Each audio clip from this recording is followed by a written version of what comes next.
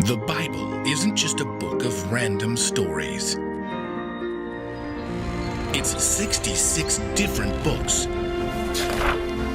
that come together to tell one story.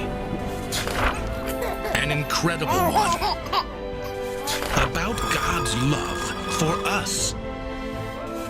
And now for an amazing story. Inspired by the book of Genesis.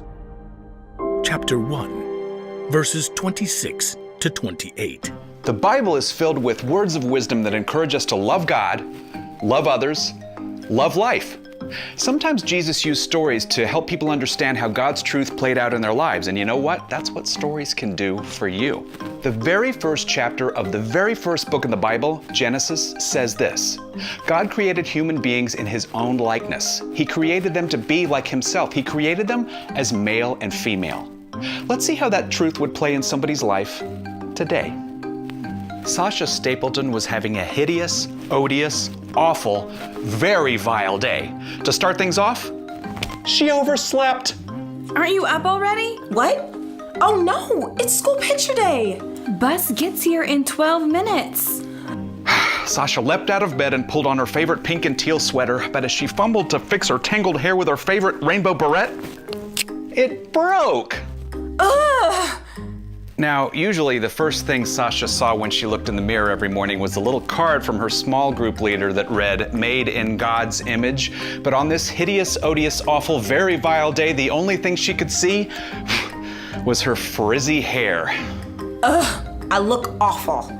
Breakfast, now! Sasha finally arrived at the breakfast table to discover her cereal was a soggy mess. Why did you pour the milk already? I thought you were up. Sasha's baby brother Edmund happily gurgled in his high chair as he smacked his spoon against a bowl full of orange mush. What's he eating? Carrots. For breakfast? That is so gross. Yuck! Edmund had gleefully hurled his spoon, sending bright orange globs of carrots flying all over the kitchen. And... my sweater! I have to wash it!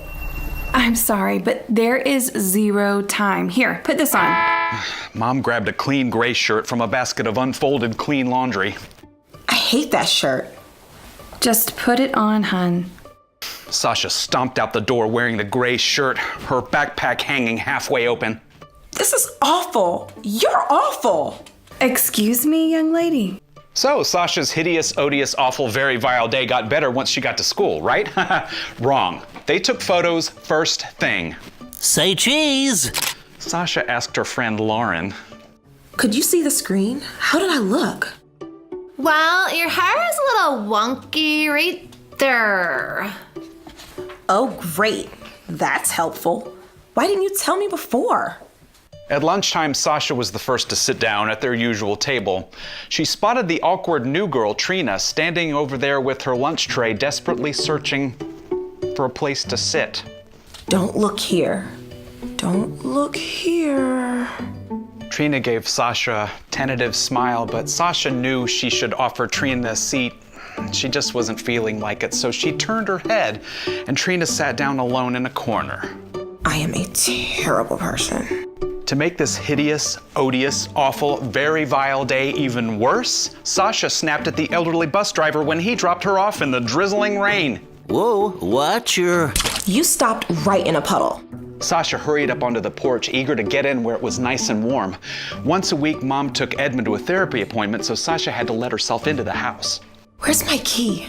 Sasha searched through her backpack as gusts of wind spattered rain onto her papers. It's not anywhere.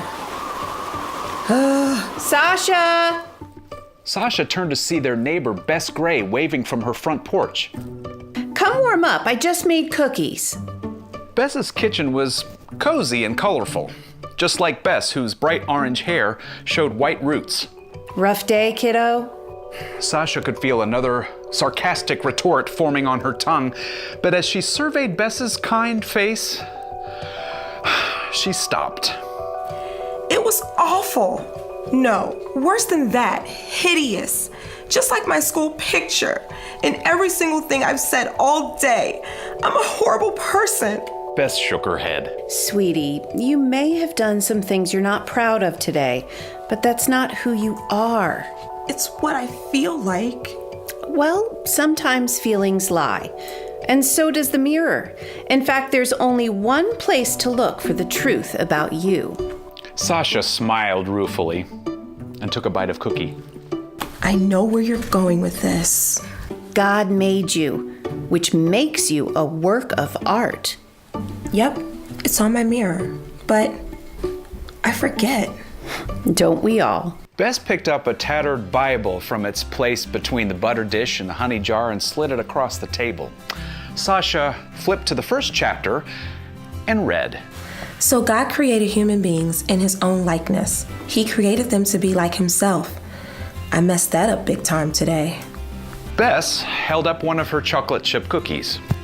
That's the point, darling.